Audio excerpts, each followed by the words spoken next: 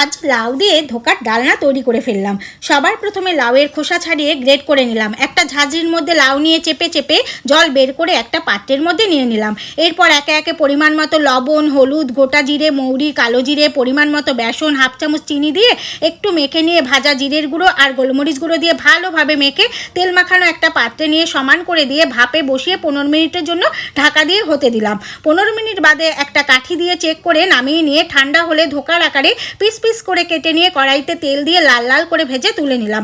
কড়াইতে সর্ষের তেল দিয়ে জিরে, তেজপাতা, শুকনো লঙ্কা, দারচিনি, লবঙ্গ, এলাচ আর একটু হিং ফোড়ন দিয়ে একটু নেড়ে নিয়ে আদা, লঙ্কা, টমেটো আর ধনেপাতার পেস্টটা দিয়ে একটু নেড়ে নিয়ে একে একে হলুদ গুঁড়ো, কাশ্মীর লঙ্কার গুঁড়ো, ধনে গুঁড়ো, জিরের গুঁড়ো, পরিমাণ মতো লবণ দিয়ে ভালোভাবে কষিয়ে নিয়ে উষ্ণ গরম জল দিয়ে দিলাম। ফুটে উঠলে একটু মিষ্টি দিয়ে নেড়ে ভেজে রাখা ধোকাগুলো দিয়ে 3 থেকে 4 মিনিট ফুটিয়ে নিয়ে 1 চামচ ঘি, গরম মশলা আর ধনেপাতা কুচি দিয়ে নামিয়ে নিলেই লাউয়ের ধোকার ডালনা